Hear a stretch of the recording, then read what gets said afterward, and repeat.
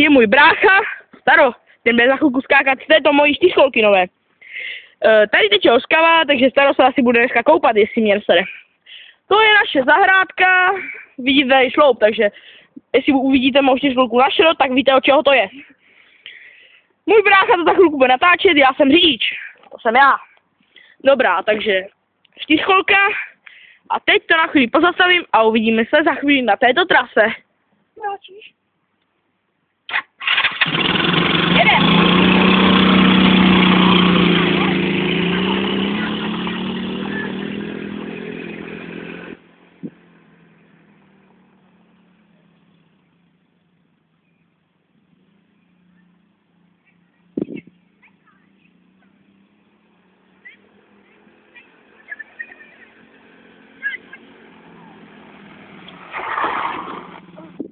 Takže Staro to přežil, sloupě zatím stojí, čtyřkolka taky.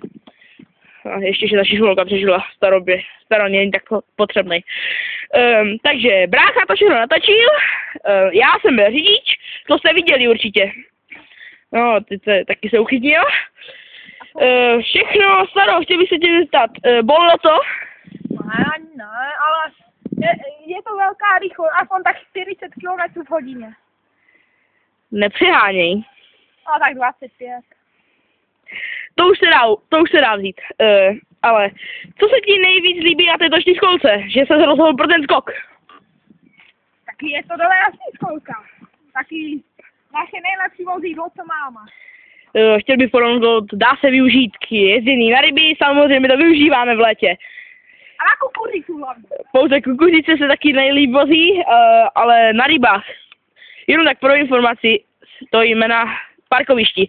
Žádném zákazu, takže pokud nám někdo bude chtít něco říct, jsme v dispozici. A pak já Tak, teďka jdeme se Starou sebe na jeho osudové místo. Kam dopadl? Video už měl tam jako ve škole. To je známá věc. Jako aj na Facebooku to. Ano, brácha samozřejmě už odjíždí. Ten hajzlík mi to čorne. Ne čorné. Kde je to tvoje místo? Osudovi. Ještě pojďme, ještě dalej. Zase tak daleko to nebylo.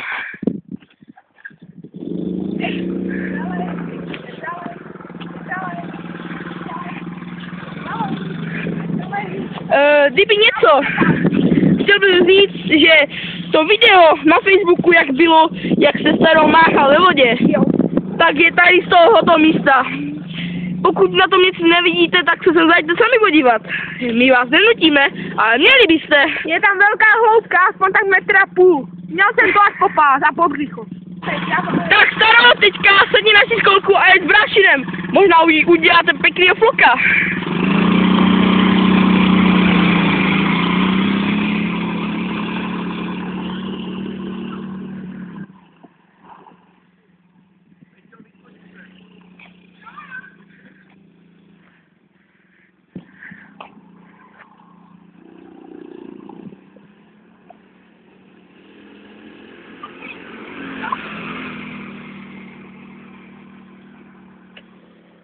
Zároveň smrdí penis.